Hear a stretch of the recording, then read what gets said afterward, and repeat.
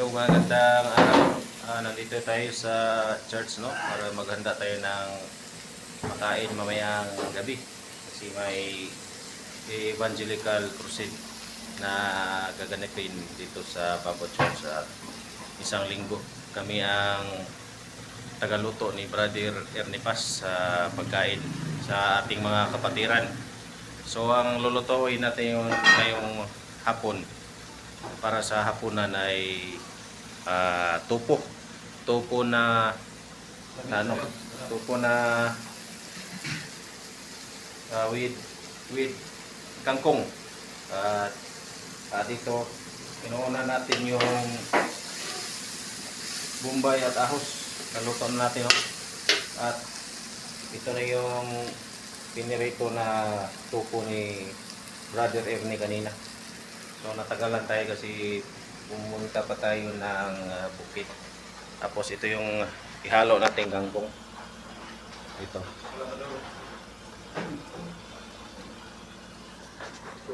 Kuha na to. Ito ang ating hapunan ngayon ay adobong kangkong with tupo. Ala tupo. Tapos ilagay natin yung piniritong tupo.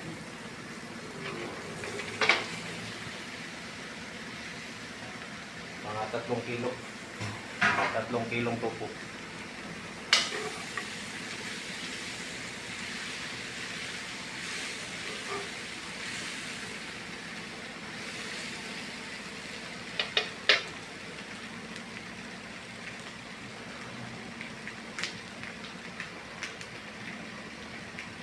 Tapos lagyan natin ng tuyo.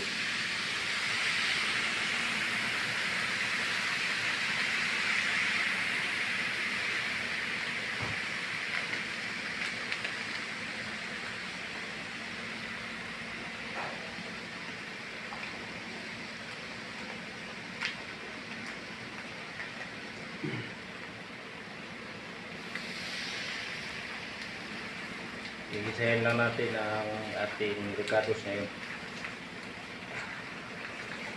Adobong kangkong with tupo ang ulam natin ngayong gabi. Para sa ating kapatiran mag-attend ng evangelical crusade. Ito hahaluin natin yung tupo at saka tuyo para malasado yung tupo. Diba, brother?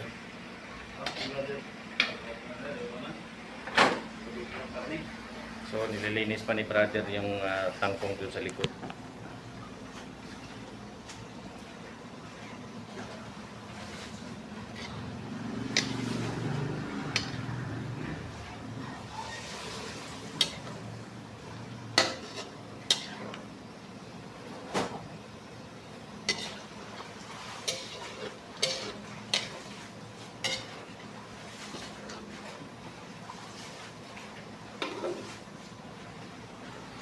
Ayun, hayaan mo na ito ng mga ilang minuto. 1 minute later.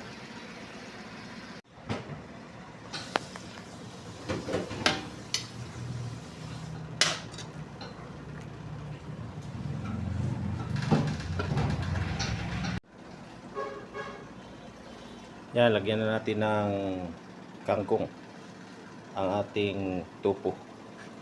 Ginisang tupo with kangkong.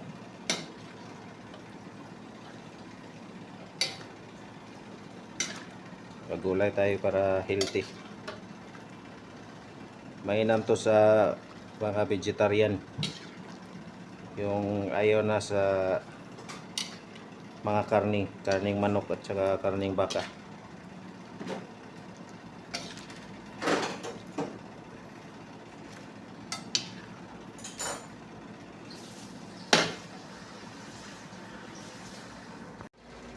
Ayan, luto na ang ating ginisang kangkong with tofu.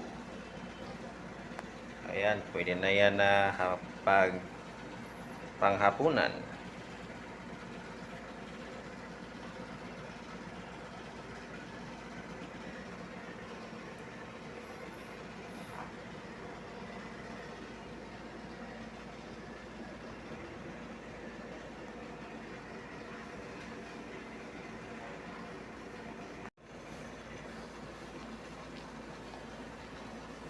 Ito na yung finished product guys, no?